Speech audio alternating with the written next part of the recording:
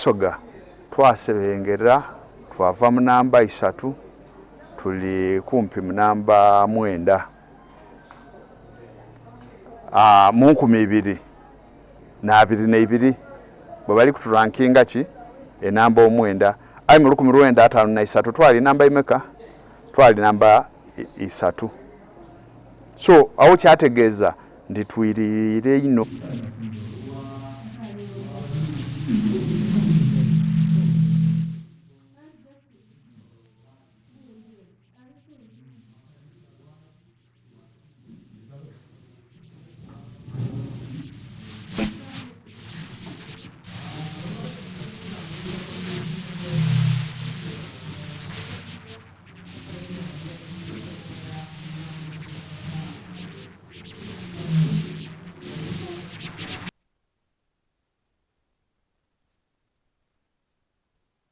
ino region zedisinga detwali tusinga region zikati olingire region ya Kigezi yali nga ne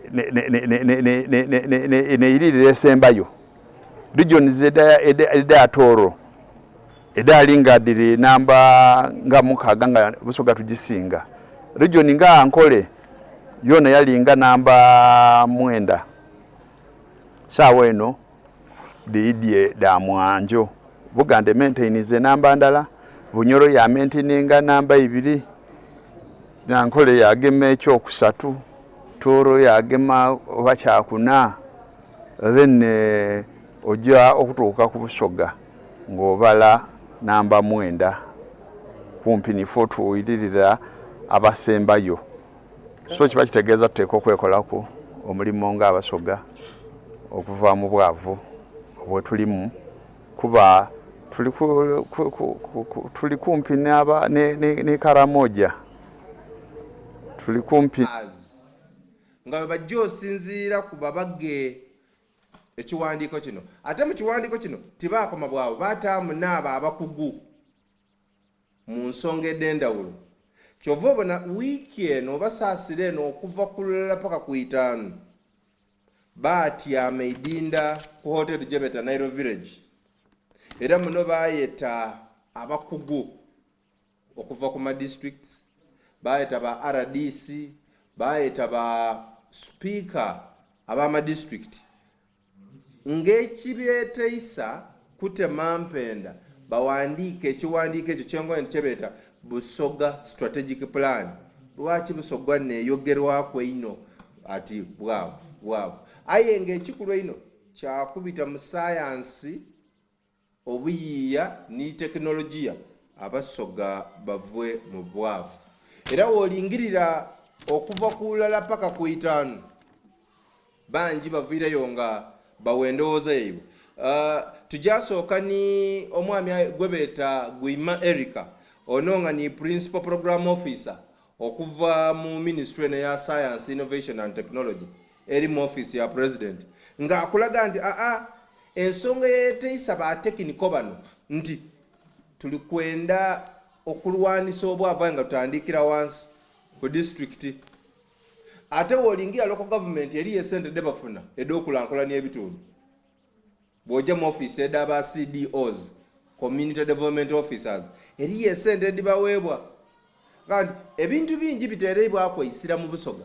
aye eriyo bye tuli kwenda wano tulingirire tusobola okulingirira okulima ebinazi okulima emwani kooko n'obwayi nti bino bisobola otoola Abasoga mu bwavu kubanga bagezizaako ebikaado bidemye ebikaado bidemye era wolingia nikawa Mayuge district bamweta Mwami Batambuza Abudu akulaga nti Busoga mu 1953 n'ekiketezo ekyali ekyokusatu mu bagaiga ebiketezo ebigaiga mu Uganda 1953 badada bifu batiko bambu Busoga eno yawola ku abazungu esente ayi tuwogerera saawa eno tuli mu kifo kya mwenda mu biketezo otubala ebiketezo ebigaiga Busoga eri mu kifo kya mwenda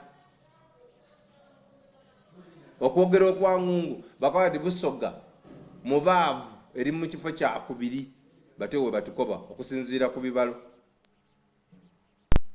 era kaawona ngati ebikaado tibijatoola Basoga mu bwavu lwaki ezira mwavu abirima abaavu bawaayo itaka kyokka itaka eryo bali waayo lyamala lyabanagibwako nti baavu olakoba ati entemo ina aye entemo ina jaba myaka mukaaga aba yakakuwabita omwezi woira yakwongera akoba ati obwavu mu Busoga wano tibusobola kutoolebwawo na bikaado oyo nikaawo ate kabiri eriyo omukyala yaviire mu planning department ya Iganga bamweta Kataba Sauba yena akati obuzibu obuliire mesa Busoga eno einuma ndawukana mu bakulembeze abakulembeze nze tigemagana na gundi wa kibiina lebe obwavu bwe babuluma tibusosola oba oli wa kibiina ki era yakoba ati ni Busoga eno bandi giwoire ku ministry yayo eriyo ministry ya Bunolo Buteeso eriyo ya Northern eriyo ya Karamoja eriyo Lwenzoli eriyo Bunyolo lwaki Busoga ezira special ministry koba nti Busoga eno wewa special program nge waliwo ministry enkwire nti ene jagema ku Busoga enkyukakyuka esobola okubaawo enkulankulana yaida mu Busoga ndijasaba producer wange asooka atuwe ku principal program officer owa science innovation and technology atera jamala atuwe ni kawa Mayuge district yena ajatulaga engeri Busoga yesobola olwanisa obwavu awo tufune ni omukyalo ono omukyala Sauba okuva Iganga eyo nga yena atuwa endowooza ye kansabe producer atuwa abantu abo tweyongereyo amaina gange ninze Erika Mwima nga nkolanga principal program officer mu science technology and innovation office ya president tuidye wano okulolling out strategic plan gye twatandika ku omwaka oguweire twatandika okukola program strategic plan eida ku guidinga sub-region ene y'Ebusoga okuva mu bwavu lwaki tukoba nti okuva mu bwavu abantu bwe bakola ebintu nga tebalina direction oba guidance nti tukole kino tebasobola kuva mu bwavu kubanga obwavu buzibu okulwanisa mubanga temwina program enkalamu oba entuufu enangufu abantu gye basobola okugenda nayo sorry munsonyiwe bannayo olusoga so twakola program nga twagala tujje wano tusomesa abantu first of all engeri ki yesobola okuva mu bwavu biki basobola okukola bigenda kubajja mu bwavu nga tumanyi nti we preferring certain enterprises oba projects batola mu bwavu. This week we've decided to invite the technical people. Now the technical people are the ones who make plans, programs at the district level. And if they buy into this strategic plan, then they will integrate it into their district plans to roll this out so that the districts can now begin to benefit. Because if we focus the districts and the region to a particular enterprise, then people can be able to do what they feel they can do better. And they will Soga twasebengera twava mu namba 3 tuli kumpi mu namba 9 mu 2022 bwe bali kuturankinga ki enamba 9 ai mu 1953 twali namba imeka twali namba 3. So awo kyategeeza ndi twirire ino region zedisinga de twali tusinga region zikati olingire region ya Kigezi yali nga ne irire esembayo region eda Toro edali nga diri namba nga mukaga nga Busoga tugisinga region nga Ankole yona yali nga namba 9 sawa eno diidye da Mwanjo Bugande maintainize namba ndala Bunyoro ya maintaininga namba 2 Ankole yagema ekyokusatu Toro yagema oba kyakuna then ojja okutuuka ku Busoga ng'obala namba 9 kumpi nifo tuwiririra abasembayo. So kiba kitegeeza tuteeka okwekolako omulimu nga Abasoga okuva mu bwavu obwe tulimu kuba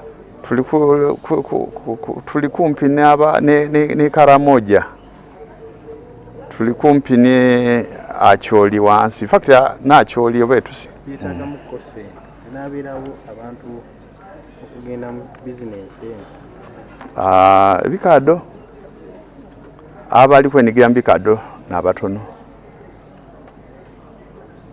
ebikado kino kankobera Abasoga abanayikiriza ninze banandikirizamu abanaloba banajja maiso kola ki owakanya Ebusoga ebikado bitwiriza enuma ng'Ebusoga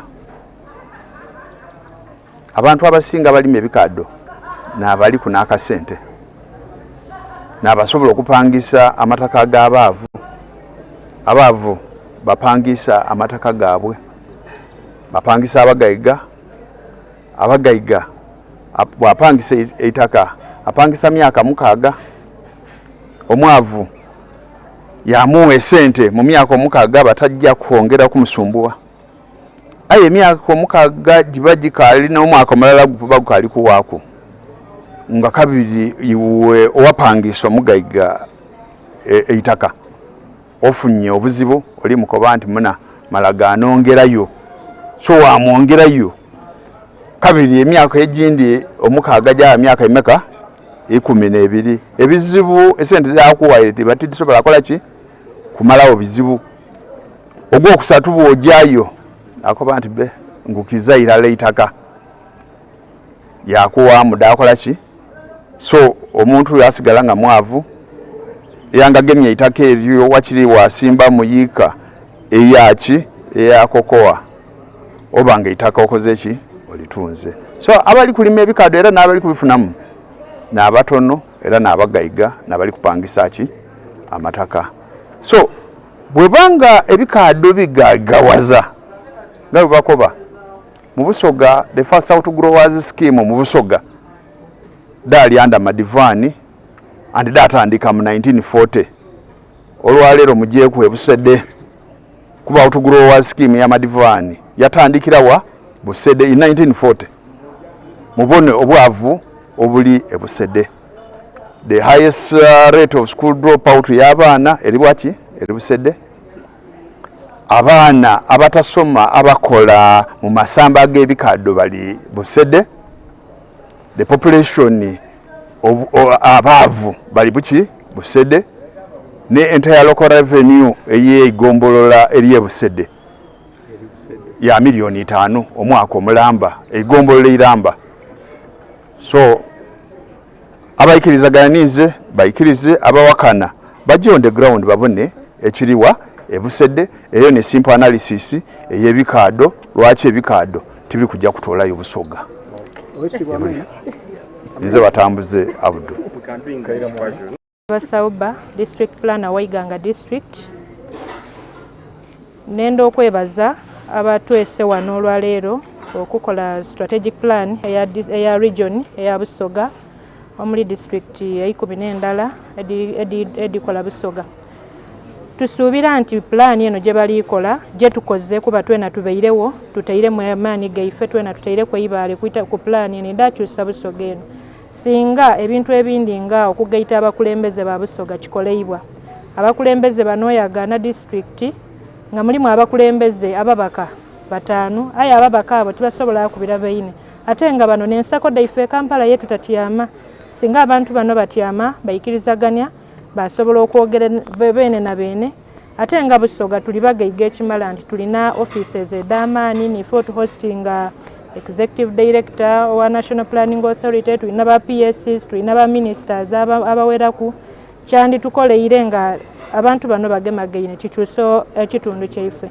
N'ekindi singa tufunayo okuku ensaka ey'endawulo nga Busoga eyongera ku itafaali nga region zedindi nti oba tulina Ministry of Busoga kuba era tulwire mu bwavu aya ate tukasobola ovaayo. Tulina abantu ab'endawulo abasobola otusakira ku so tusaba ministry bwebanga esobola okolebwa ya Busoga yakyusaaku obulamu bw'Abasoga. Ebigambo ndowooza mubiwulira ate era mubabwaine aboogezi ababasatu nga bali kutulaga tusoose ni principal program office okuva mu ministry ya science innovation and technology Mwami Gwima Eric nga akulaga engeri Busoga eno yebali teekateeka omutola mu bwavu ate era ni Kao akulira abakozi mu district ya Mayuge alesemu ekintu ky'ebikado yakulaga n'ebikado yebiri okusinga aba outgrowers yebatandikira mu 1994 abamadivan ebusede nti nguli ebikado bisobola otola abantu mu bwavu nguli Busede eyo nesinga Busede nesinga aba nkulankulano aye abaana abatasoma byone ebintu ebisinga biri eyo biri mu Busede abaana tibasoma abantu bali mu mbeera mbi ekitegeeza ebikado bino biyamba alina ate wolingirira ababirima batono ababirima ku itaka lyaibwe abasinga kubirima babirima ku itaka ipangisa eitaka ipangisa libamala ne batwala eitaka ipangisa libamala ne batwala butyawo obuzibu buli eitaka bapangisa aye olw'obwavu bw'abantu bana bapangisa ente mu mukaaga wabita mwezi mulala ati nongerayo akasente so yakabadi ekisobola otola abantu mu bwavu tibikado tuyiye ebintu ebindi kubanga ebyavu biri kugaigaweza bagaiga bonka kyoka n'abatono Busoga abali obubi n'abangi wolingirira Sauba okuva Iganga byali kwogera ku bituufu Busoga eri n'abanene bangi eyo gonna kuba nti Kampala eyo nga we mugibona executive director Busoga wa Kamuli deputy we Busoga wa Idinda ndozo libona wojja mu bakulira ebyembalirira mwene omwo ojja kwagana ya Busoga ateekera iwanga lino afawana ekitegeeza Busoga tulina baabwongo bangi kyetuwenda ndowooza yaife kugikyusa tutegeere nti tuli kwenda alwanisa bwavu n'enteekateeka ya ministry eno era wolingirira abakugu ova ministry eno bakoba nti ekiwandiiko kino strategic plan eno gye bali kubaga bwemala okubagibwa nga boogere n'abo abantu ab'endawulo bajja gitwalira isaife kyabazinga ateekwa omukono bw'anaamala otaakwa omukono etwalibwe ye president agivuudirire eventi eteebwa mu etandika okukola kubanga byona biri kwetooloolera kukutoola Busoga mu bwavu. Busoga eyetooloirwa amaadi, Busoga erina eitaka irungi, waki okoba oti beeneyo bali bubi? Beeneyo tebasobola aba bubi ng'eti bwalina kukuwa ebiketezo ebyakyuka. Libya yakyuka wano, Dubai bakolaga Dubai oli ku 94 owamu n'amaani. Endowooza yaife gye tuba tusinga ekutaakuyisira. Iwe Omusoga ali eyo olirowooza okeera betting ku lwa balaza. Iwe Omusoga ali eyo obululu bwaweire wale tubetulebeetanga ab'obululu honalebo byaweire buti kukola. Ate obwavu oba buli kuluma tibusosola langi nti ono wabimyufu ono wayero ni sukaali bwaniina ku iduuka mwena eyalonda n'ataalonda sukaali mumugula beeyi n'endala. So buti abakugu bano kye bali kwenda tukyuse endowooza eno nga yankulankulana. Tulekere n'ebyokulowooza ku baida kutuwa. Ebyabaida kutuwa biyinza obutatugasa. Ife beene Omusoga akoba ati mwene mufu n'agema awawuna. Bale abaliiveere nga bakaalituuka wano ife tweteeseteese tutya. Iwe omuvubuka ali eyo olina eitaka mu kyalo eyo aye oli kulowooza alitunda kuida eno mu tawuni. Mu tawuni y'oli kuida ezira kiriyo. Ndijja kukulaga abantu abandi abaweire endowooza daibwe. Katusooke tujje ku mubulango bw'abakama baife wetuvaayo tulikwira wano tukulage endowooza d'abantu abandi nga n'abanaidiini mwe bali.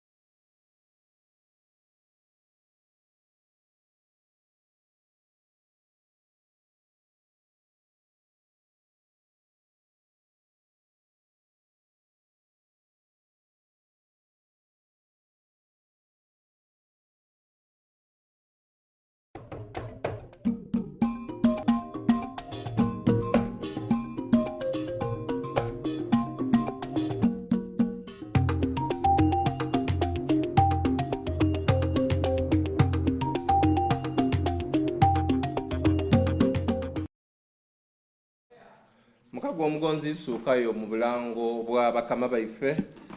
Tukeyongerayo ni program yaife agafa embuga mwebale okwenda TV eno yemusinzira yona tulina abantu abasinzira mu Busoga, abantu abasinzira Butuuma, Busoga abali e Buganda, abali e Bucholi, abali e Bulango, abali e Buteeso, tulina n'abali kuliye yaba streaming live nga babitako media. Mwena tubenda ino mwebale kwenda eno y'obwakyabazinga tuli kulingirira ekiwandiiko ekiri kubagibwa Ministry ya Science, Innovation and Technology ng'omulimu omukulu gwa kuvayo na kiwandiiko kino kitole Busoga mu bwavu bweri kudimiramu kubanga otubala ebiketezo ebyavu Busoga eri ku mwando ino ate nga mu Jaatano 1995 yali namba 3 mu biketezo ebigeiga ewola kuna abazungu esente kiki ekyadeema n'ensonga enkulu aba ministry eno gye bali kukola era wolingia ministry eno yaviireyo ni app mulembe gwa teknolojia balese gye beeta Kibalo app. Kibalo app ene eyamba iwatandise business okuyamba ku mungeri yojotamu sente dojotamu edabuli lunaku dotamu omulundi omulala byotunze ekuyamba mangu kati mwoli tandika business funa app eno mu kifo ky'okola obukola business toyidi otunze leero toyidi bobanda toyidi bakubanda yo business ki toyidi bobanda toyidi bakubanda toyidi sente dotamu buli lunaku toyidi sente de watandika na do eno ministry etikoba nti eno app ejavayo ekuyambe bulungi wolingirira abanaidini babaire bangi aye njakuwa ku Reverend Father Kenneth okuva ku Lubaga Cathedral mu Bakatuliki iye yavayo yakobadi ngoka alitandika business soko otegere business yoli kwenda okola tomala gakola kubanga gundi yakozeze na kankole tomala gakola tokola buto ina mabwina me business kubanga wofunie capital kubanga eriyo bowulira nti batunde ekintu lebe zena kankitandike soka weteketeke otegere ni business jojo okola kirungi ino wakola ekintu kyoidi kyoli ku obumanirivu aye ezira kyoidiku nga yokoba bukoboti nze kantandike wo isomero nze kante wo omudala gwenana toidi ye badisuubula toidi ngeri ye badikuuma father na kawati mukagwa be eriyo no mukyala ava Buyenge eyo bamweta Mbwadi rest ye alita isira kukulima koko nemwani akandi obuzibu bw'abantu bazira capital atandika ate babaidi ndi capital atandika sente n'ekikulwa ino aye niwe ng'omuntu omutwe gwo capital omutwe gwo capital tandika na kulowooza okulowooza yona ntandikwa olingira mbali aliko badi nuwobona abantu abafuna sente demyoga sente da PDM abandi tibalingana kigendererwa era olufune sente asoka yekuba ku enziro yekuba ku enfuufu yasoka yasansania mu kwa awabiri soka weteketeke tandika ni capital soka nga capital soka no omutwe gwo kulowooza business yeyo yoli gyokutandika business bwogitegeera mu mutwe niwo oli bane emitwalo 10 osobola ogitandika ndikwenda producer asoka atuwe Reverend Father ono wanamala ajatuliza Mbwali nga bali kukubiriza abantu batandike bye baidi ate bajje mu bye benda ogwo tuli kwaneno gwalero gwa Kibalo mulama mukalamu ino okusobola okwamba abantu baife neno mu Busoga olw'ensonga nti tulina okuva mu kukola ebintu blind investment tuyire mu wise investment tuve mu kukola obukola business nti nze nakaire nabo ine mukwano gwange ng'atandise okulima ena kiboneka ena nadikola ze nakantandika okulima aye wobalabala mu kijakola wobalabala mu kuva ku beginning paka ku end ofuna mu profits ate n'ekindi kyetweze mu lwalero nti ni time yona eri value tulina okugi accounting ida time yefe yetutamu olubisebisinga tukola business taife nga titubaze ni time yefe yetu time yetutairemu Kibalo kino kitwamba okutegeera nti kyendi kukola investment eno evaayo ate nekindi kyatwamba okutulaga kuuku nti tube tukolanga ebintu aye nga bubalamu at the end of the year, at the end of it all profits tidiri kwida. Ekizibu kye tulina oluusi nga Bannafrika kubanga mu Busoga wano eno ife kasita omuvanga tagwensente bwida ningema ku mungalo nga nsanuka nti ndikola aye bwobalabalamu ebizibu byo oba obisemu n'ebyo byonna byotayina mujja okubona nga kabyolikola losses. Aye kino ekintu kitwambako okubala twatega tuti we are not just blind investing, aye tuli ku investinga wisely ate to making sure nti ni profits zaife dona divide. Ekyo nekijja okututoola mu bwavu wano eno mu Busoga mu kifo kyaife. It is the Fed singa mu Busoga. Abantu abasinga bazira nkola ki? Ntandikwa. Naye eriyo programs ediriwo kati saawa eno. Nti ndakuwa example y'emyoga ejeida PDM. Banji bafuna sente kwedo. Waire da saturating anga mu bantu batono kankobe nti abadifuna. But abadifuna woirayo no tracking. Batono abalina ekyamakulu kye bakola ki? Kyebadiganuramu nti omuntu yatoola akasente akakatono kafunye akakeire abafuna atano okusinzira kubo nti yaji yadita mu kintu ekitaviireyo na sometimes kuleeta ki kyali kusuubira kufunamu. So nze kyenandiwaire omuvubuka oba kyendigezaako kupromotingira abavubuka nokoba nti woba ni woba ofunye akasente oba akataka oba akantu konakona tandikira wooli otandike ng'ozimba kiki mpola mpola. Nti bwoba olina ewaka nga okasobola okulima oba ni muzeeyi ng'alina ku akataka akatono tusobola okutandikira ki awo.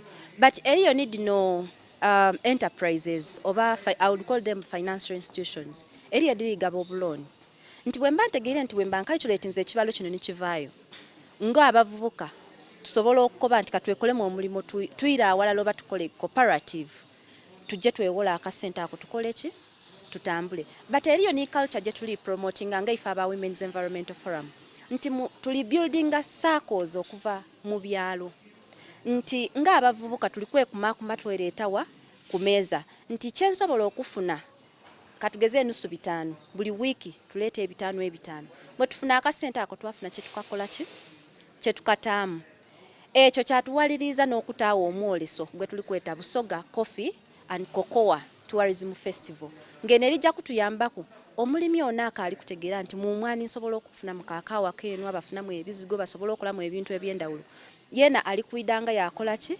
yabonako. So ku mwoleso ogwo tulijabaawo n'abali mu exports tulidabamu n'abali mu kwenda okusiga ensimbi.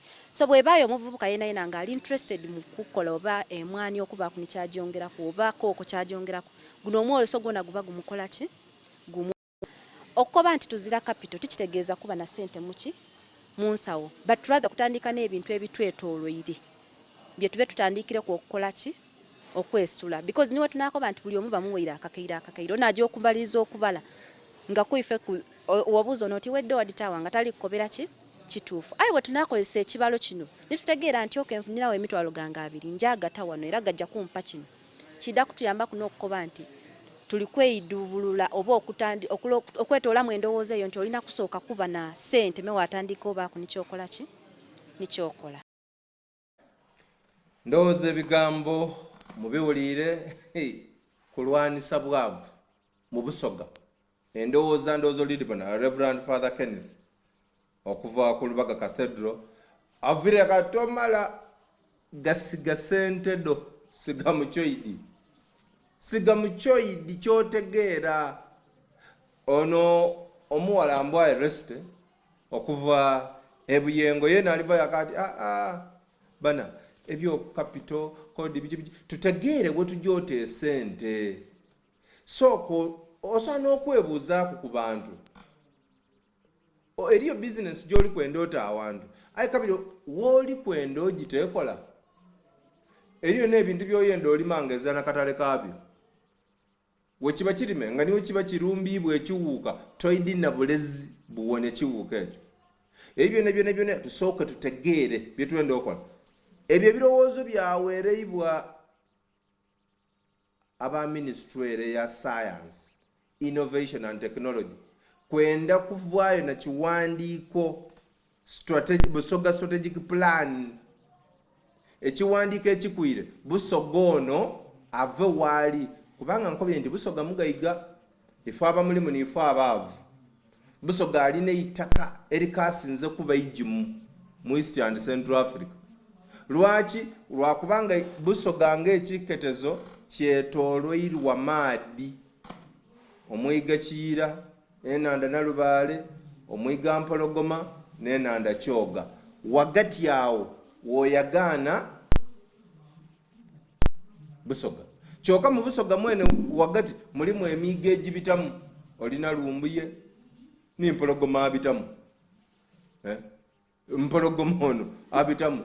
Waira ono naira abita kumbali kule, aye Mpologoma abitamu. Lumbuye yabitamu. Eriyo n'emyalo egindi. Ekitegeeza Busoga ye kubigamagana n'eitaka mulungi. Embeera y'obutonde nnungi.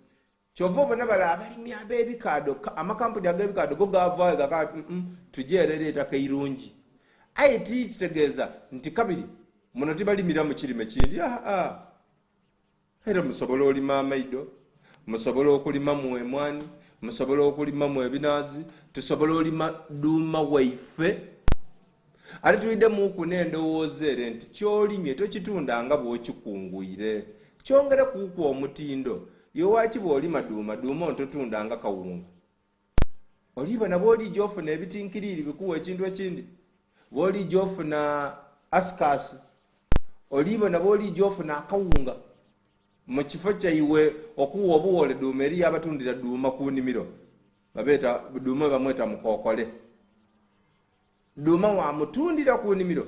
Eri abatunda omutyere bagutundira ku nnimiro. Aye nga lwaki tolinda n'okungula n'oyongera ku mutindo n'ofunamu. N'ofunamu. So bino byonna biri kukolebwa kutukaawo. Buti eriyo omuvubuka mulimi w'amaido. Yena yawaire endowooza bamweta Kibwika Arnold. Kibwika Arnold yakobya ati amaido gano gasobola otoola Abasoga mu bwavu. Aye obuzibu we buli miwendo. Era yasaba bwa gavumenti ndi olima amaido go nga sente gali ku 1,400. Ojo tukoga kungula nga gali ku 3,500. Yasaba busabe gavumenti eveeyo ekola ebintu bibiri. Efune engeri gyefugamu emiwendo gino. Nti omuntu bw'aba alimye amaido ge atukoga kungula ng'era bbeeyi ekaalinda leeyo. Ate n'akatale kabeewo. Tibyakulima maido nga tolidira yagatwala. Akubiriza n'abavubuka ati imwe muveeyo mwide mwenigire mu bino. Kibwika kati muveeyo mwide tulime. Oyo ni Kibwika ali kubiriza abavubuka okulima. Ate wolingirira saidi ere obwakyabazinga bwakiikirirwa Omulangira Abel Chibedi ava Bugweri eyo yebaziza abatesitesi ministry eno eya science, innovation and technology. Ate era yasiima n'enkola eno eya app yebeeta Kibalo nti ejja kuyamba abantu be bakola ebintu aye nga tibayambibwa. Aye buti omulembe nga wogukyusa oguli ogwa tekinologiya muna obooza kyakola Omusoga akoba ati enswa bwekyusa isala weeno kyusa bwanvubo. Buti envubo ya tekinologiya tulina kweyuna tekinologiya ono tutambule naye tulijja kujja mu buntongi Busoga ono ng'ali kulangula. Kansabe producer akuleetere ku Kibwika ono Arnold amala atuwe n'Omulangira Kibedi batuwa obubaka bwaibwe era ku nsonga eno ey'obinga obwavu mu Busoga.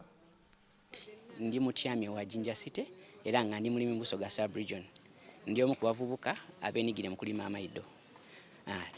Nafuna okwanizibwa okwidda wano mu musomo guno eno okwega ebigemagana ku science, technologiya n'obuyiiya n'okufuna okubona engeri tusobola okubikozesa mu mirimu gyaffe ewa business daife.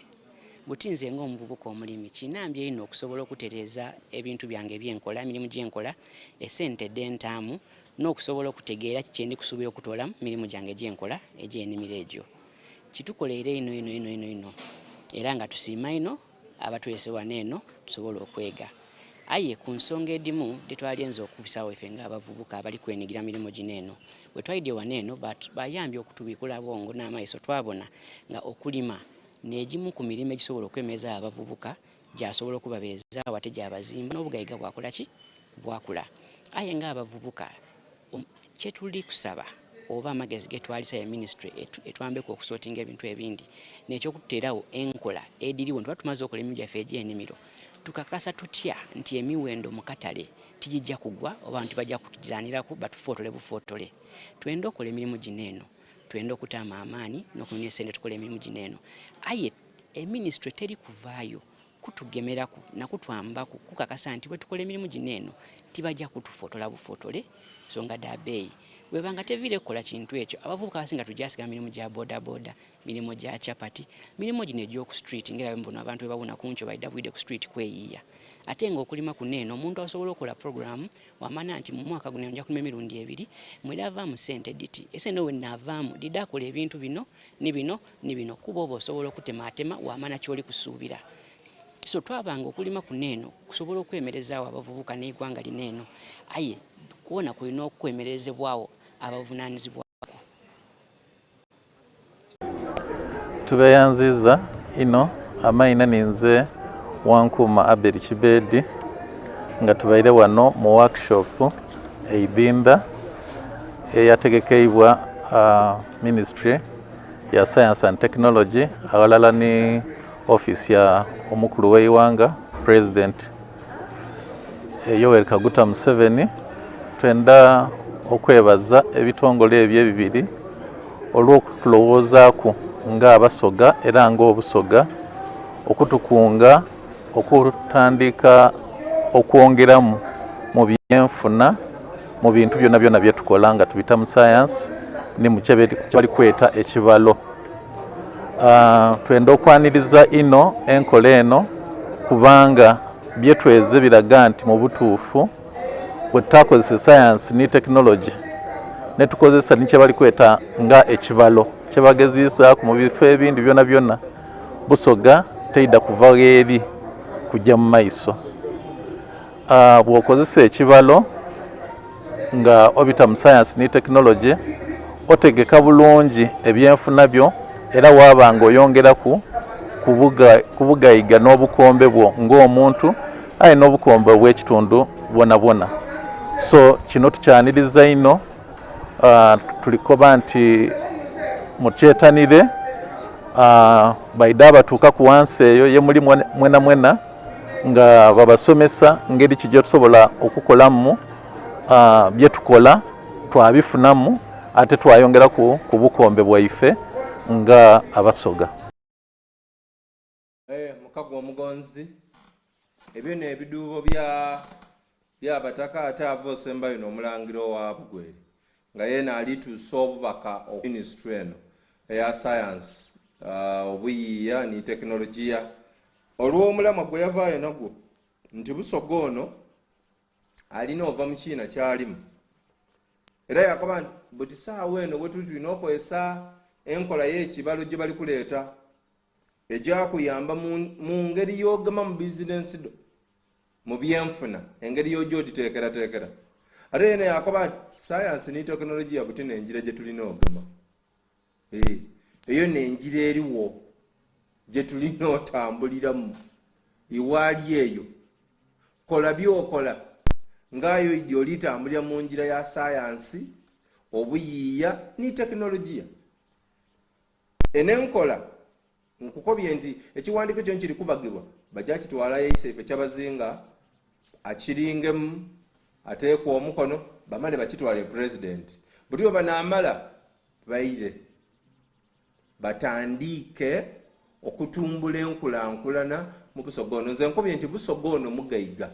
Busoga ono alimu abantu abagezi bangi kubanga abagezi babeire mu Busoga kuvayo wobala abaidye nga basooka ati ni fast bona wano ati first vice president mu Uganda wano omukyala wano kyokka ni vice president yasookera irala nga Uganda yakafuna independence wano ati speaker omukyala asoose mu Uganda wano embawe. Busoga erina abantu itegeeza Busoga erina abantu abagezi bangi. Busoga ngayiga kyetwenda kukyusa ku ndowooza yaba n'abakaaliwo emiti emito bakobambu negigumiza ekibira butiimu emiti emito abavubuka abali eyo mwetanira okulima ni teknoloji yono ni science mbabona ku mitimbagano eyo ebiseera byemmala nga mulikola ebizira mu nsa waki tokozesa isimu lyo kutunda bizinensi yo byotunda kukobera bantu oti walimye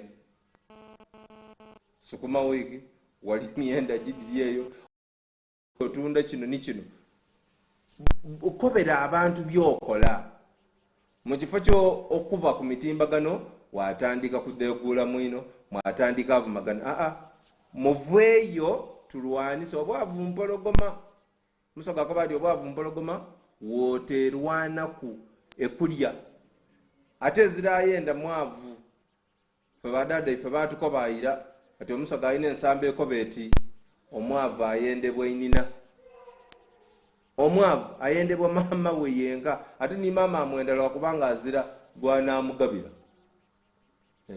so butinga embeera eyo yona nti omuntu omwavu taweebwa kitiibwa omwavu yena ezira mugonza tulwanise obwavu tuteme empenda tugemagane ni bano aba ministry eno eya science ni teknolojia ngeno ministry eri mu office ya president tute ebirowoozo walala waba tulikoba nti tuyire kulima amwani tulime emwani tulina baganda baife emwani badifuniemu baida n'omulamu ogwa emwanyi terimba bagifuniemu woja wansi eyo kyokka ebintu byene bino nebyakulankulanya Busoga ereye kaire nakatulire empinga ayi tuba n'ebyokwogera bingi mungane olwaleero kanga wano anasaasira idaye nakweda omwezi lida kuba 14 mu programu nendala saawa nendala mbebaza mwena abasinzire yemusinzire eyo yona okubanga muli kutubona nsigaire nga nize Alex Kasendo Muteguya ni Musaada Musuye yeyonka abayise mufumba ifumvuwa iseife kyabazinga wa Busoga obusoga buno okwisanya n'amaani.